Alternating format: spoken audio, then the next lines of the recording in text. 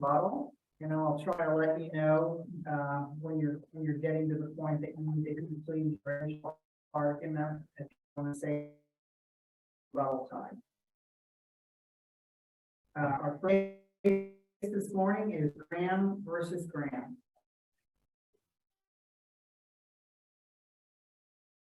Your Honors, I'm appearing on behalf of Appellate Judge Graham. I'm going to reserve 5 minutes for all permission. Got it.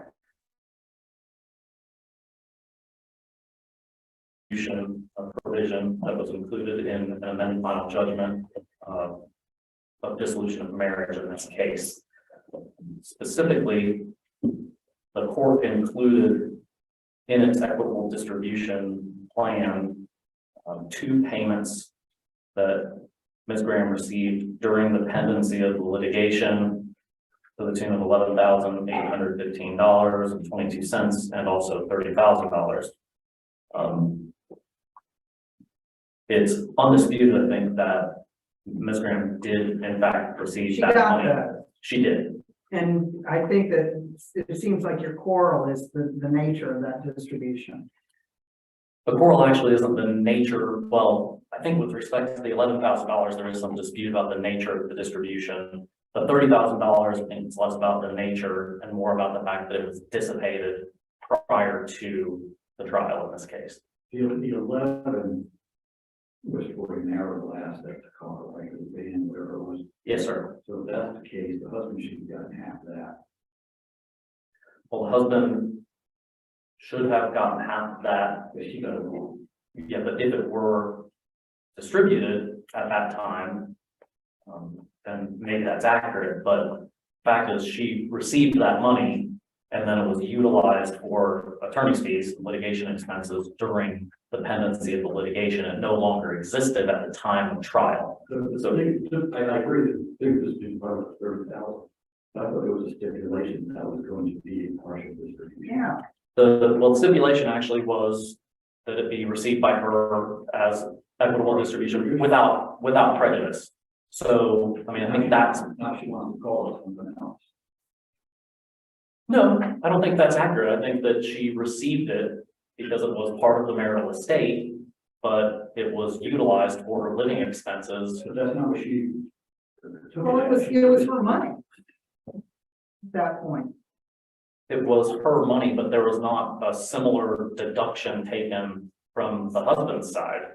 So that's why it was done without prejudice, because again, this is a long and kind of convoluted case procedurally. But I'm getting my 30,000 now instead of having to wait to the very end.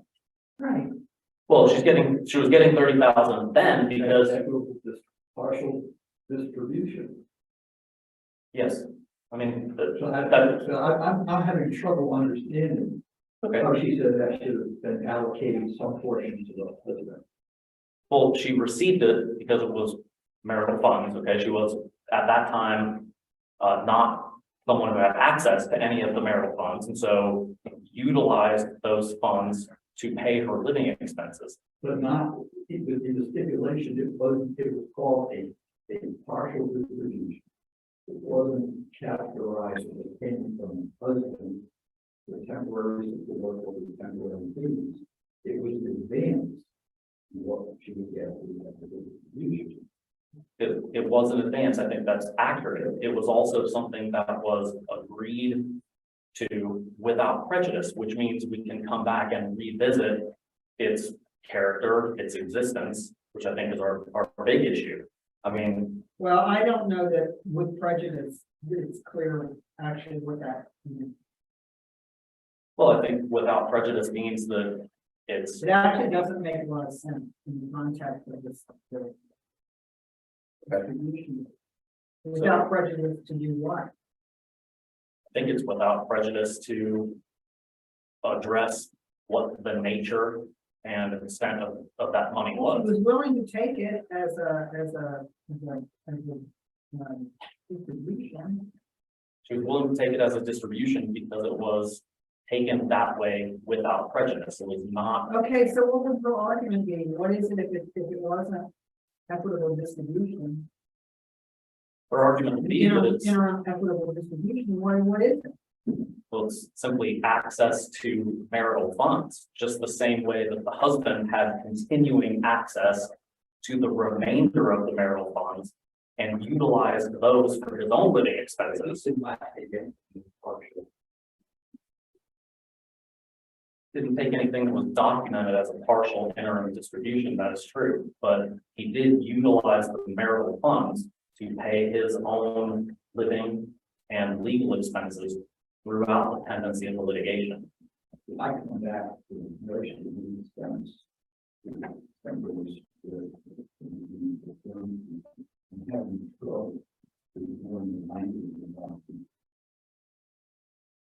And I'm not suggesting that you ignore the language of the document that was signed. What I'm saying is that there are situations where we will enter into a partial equitable distribution agreement, and it will be done with prejudice, which means that it freezes those funds at that time.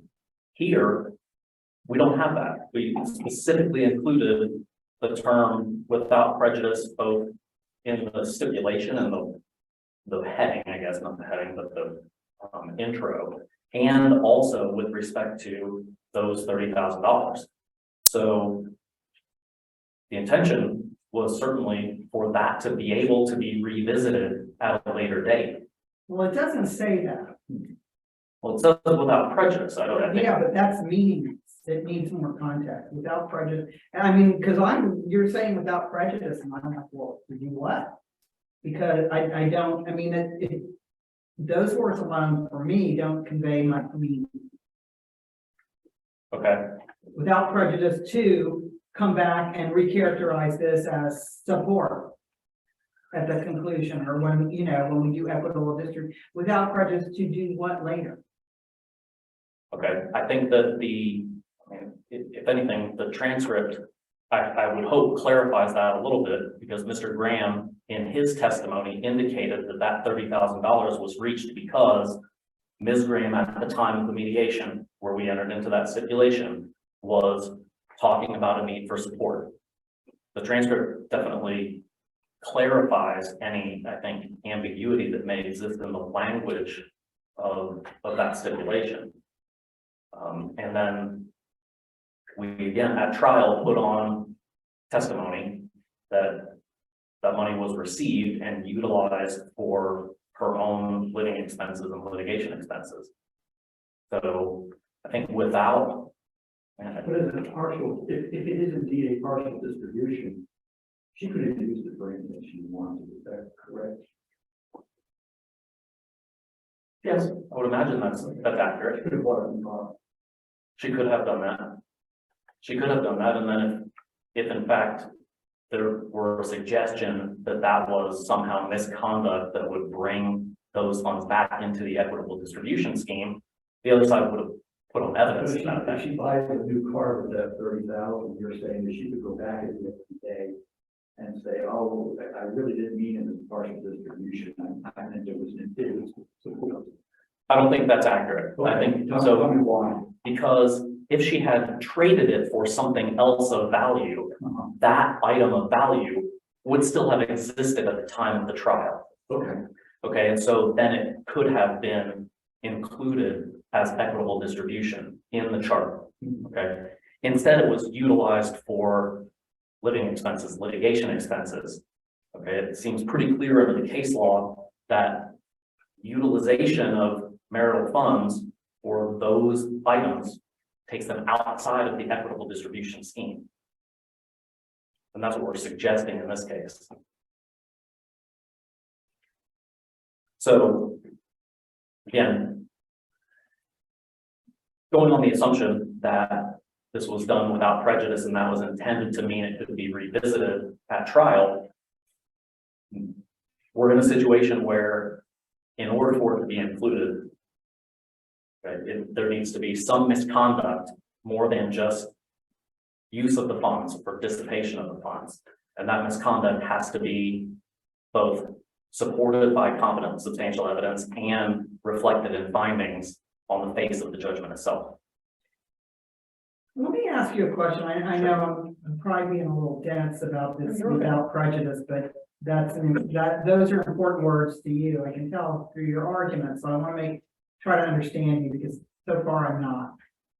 What is it that you contemplated would happen later? What, without prejudice, what were you contemplating would occur with respect to the distribution later? Well, I contemplated actually a situation like this where we were hoping that the case would get resolved sooner rather than later. This was about 4 months into the litigation. It wound up not getting to trial for another 2 years after that. Right. And during that time, Ms. Graham received no support and no other distribution until a later equitable distribution that was agreed upon and signed off on by the judge. So I think that was the idea that well, go ahead, finish. I don't want to cut you off. no, I'm sorry. Well, I mean, was the idea that, okay, if this takes a long time and she spends all this money, that's without prejudice for us to argue that this was support and it wasn't a partial distribution? Yes, that it was support or it was a marital asset that was dissipated or depleted to pay her own living expenses. Absolutely. So if she spends, Okay. if she spends 20 and there's 10 left, at the end of the day, the 5 go back to husband. Yes. But we don't see that. We don't see anything in the document like that. No, sir. And in fact, the testimony of the former wife is that, or was that, it was all used for her living expenses. And there's no contrary testimony or other documentary evidence contesting that. So I mean, I agree. I do think that the term without prejudice does mean something significant to me from an argument standpoint. Well, I mean, the way I guess I'm looking at it is it was characterized as a partial distribution. And so you labeled it as what it was, and now you want to use the without prejudice language to relabel it. Is that fair? Is that a fair characterization of your argument? I think so. And I mean, I don't know that I would use the term label it versus non-label it. I think the idea is that she was receiving a payment out of the marital estate. Okay, it wasn't a payment from Mr. Graham's income. It was a payment from the estate, from their marital funds. Okay, and if we had said in that document with prejudice, then that would be it. She would be tagged with it forever. Period, because it could not later be reallocated, reconsidered, nothing. I think the without prejudice tag means that it can in fact be revisited, reanalyzed at a later time. Like, look, we just need this money now, and we'll deal with how that shakes out in terms of equitable distribution down the road. That's absolutely correct. Okay. So All right, I don't disagree that maybe it could have been more artfully drafted, and it's certainly something that I'll learn from that. I'm sorry. How was the 11,000? How did that end up going to her? The 11,000 was related to a vehicle, a minivan that was a marital asset.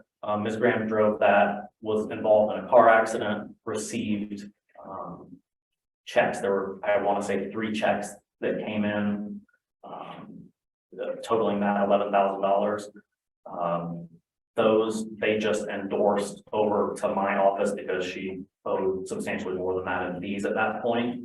The testimony at trial is that those funds were used for fees. And in fact, Mr. Graham's testimony, just reflected in the transcript, is that that was a payment in the nature of support and was not intended as equitable distribution. I apologize. He didn't say it's not intended as equitable distribution. He said it's intended as temporary support. So I think that one is relatively easy because there isn't any documentation suggesting in any way that it was equitable distribution.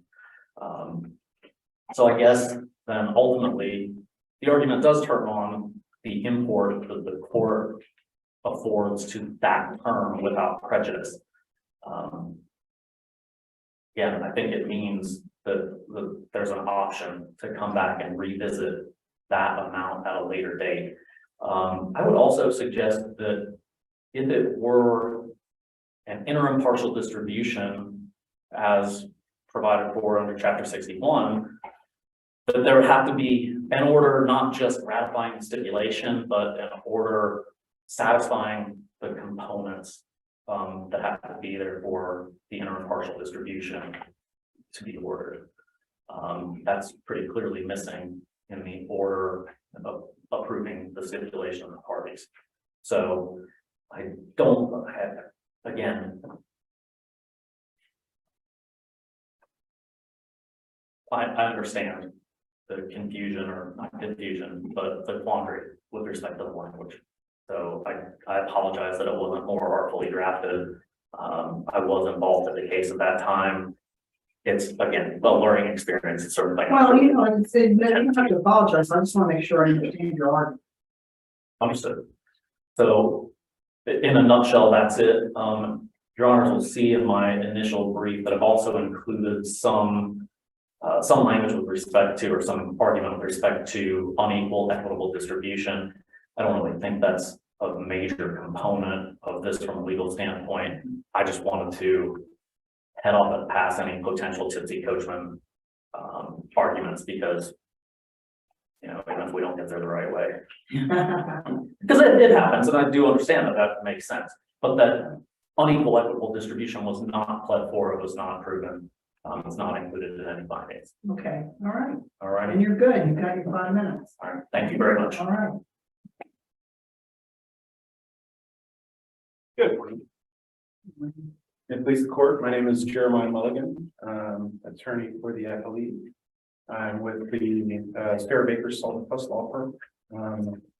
And I will try not to belabor too many points. It seems the issues are already out on the table, and we can just jump in and address them.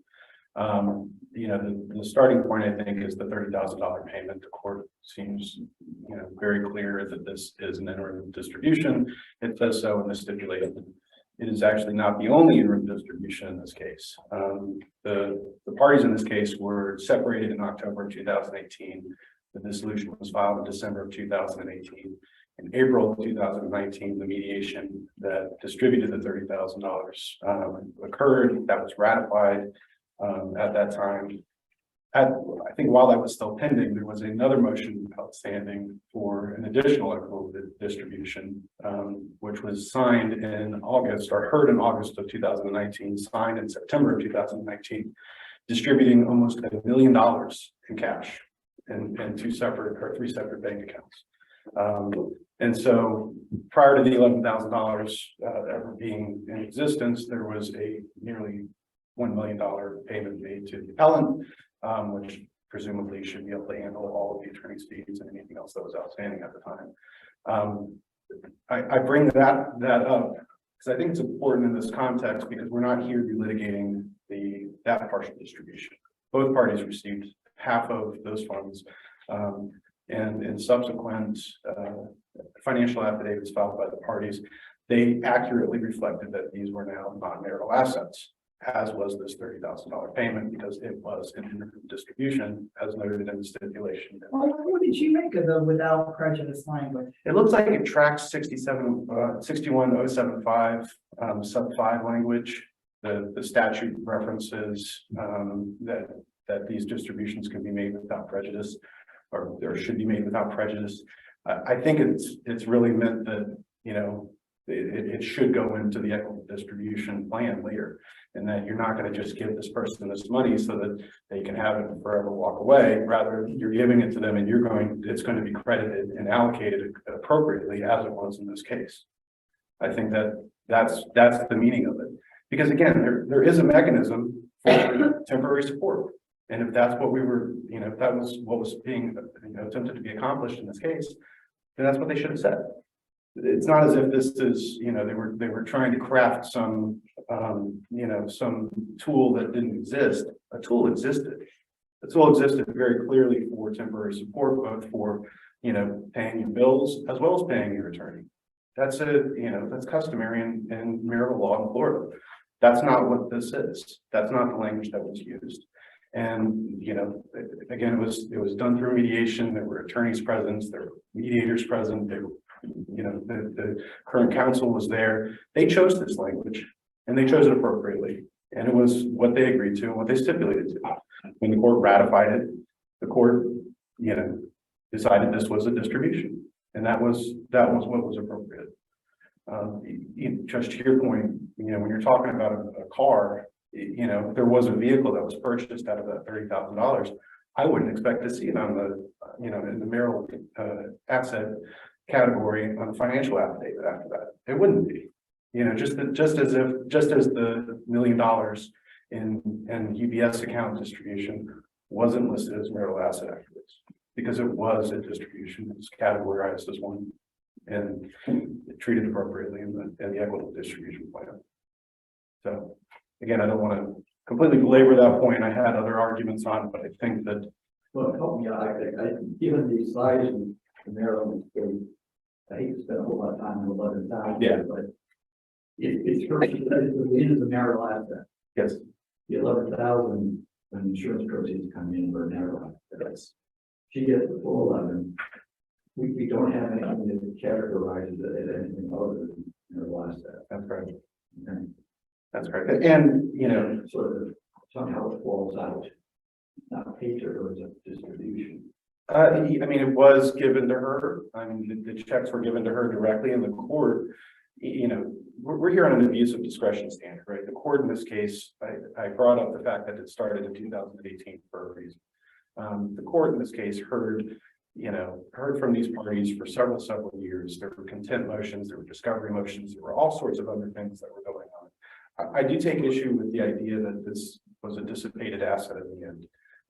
You know, what I hope I clarified was she received $1 million and then of the 11,000 and wanted to say that the 11,000 was somehow now part of the dissipated estate because of, you know, she wanted to use that for, you know, for this purpose.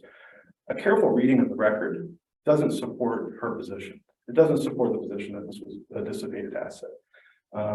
You know, in the trial, when you look at the actual transcript of the trial proceeding, there's 240 some odd pages. And I think, you know, 30 or 40 of them are her testimony. She was pretty limited in what she testified to. And when she did testify as to both the 11,000 and 30,000, she combined them. She spoke about them at the same time. And she wasn't really clear about, you know, what was paid where and who got what, and she paid off a credit card and then she didn't. And then when you look at her under cross-examination, the story falls apart. There were no documents to support her allegation that this 11,000 was dissipated. There were no documents from her attorney's office demonstrating how much she paid, giving her credit for the 11,822.15 that was spent. There was no documentation at all to support any of this. And the court, in its discretion, I think, can listen to that testimony and make the determination that there wasn't a dissipation of assets, and that instead, you know, these assets likely still exist. There's no factual finding saying there was a dissipation, and then we're not going to give her credit for it. It was, here's the asset, it exists, everybody acknowledges that it exists, and you know, we're going to attribute it the way that it should be attributed in the equitable distribution scheme. I think I've answered around your question a little bit, but I hope that I answered it as well. I apologize. Yeah, and to that point, I think I've gone through what I wanted to address with the 11,000 as well. It clearly was a marital asset. The court was in its, you know, in its prerogative to listen to the evidence, to look at what was presented, and to make the determination that this, in fact, wasn't a dissipation. It wasn't a case of unrefuted evidence presented by the wife. In fact, it was unsubstantiated evidence that was presented by the wife that the court was in its prerogative to ignore and to determine instead that this was a marital asset that was subject to distribution. It was done appropriately through the final judgment.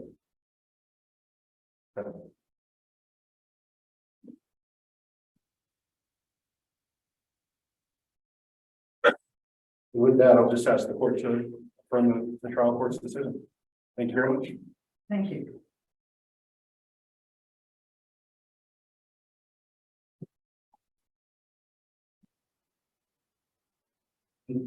think there is some issue with timing. The $11,000 and the $30,000 were received well before there was the later distribution of the $900,000 or so. I mean, I don't think our motion on that was even filed until June of 2019. So there was significant amount of time that passed. We're not suggesting that some money came in and then some money went out. Oh, and the money that went out is the $30,000 or the $11,000. I don't think it would be fair to characterize our argument that way. What I do think is important to note, though, is that there's discussion about the evidence that was presented at trial. One of the things that I think gets overlooked very frequently is the fact that testimony is evidence and carries evidentiary value. There's nothing in the amended final judgment suggesting that the court found that Ms. Graham was not credible. There's nothing that says the court found that these items did in fact exist at the time of the final judgment. There just isn't anything there. The simple fact that she didn't produce a document at trial supporting her testimonial evidence doesn't really mean much. This in fact was not a controverted item. There's no testimony from Mr. Graham that these funds were used completely by the time of trial. There's no testimony that the funds were not used on marital expenses. There's none. There is certainly no documentary evidence supporting that position. And again, understanding that this may turn on the court's evaluation of what without prejudice means in that joint stipulation, clearly, if it were to mean that this is an asset that is going to be readdressed later, it would be impossible under the existing case law for this to be included in the equitable distribution plan adopted by the trial court. Thank you. Thank you. All right, the next case this morning, Breaking Man Industries versus Regatta Beach Club.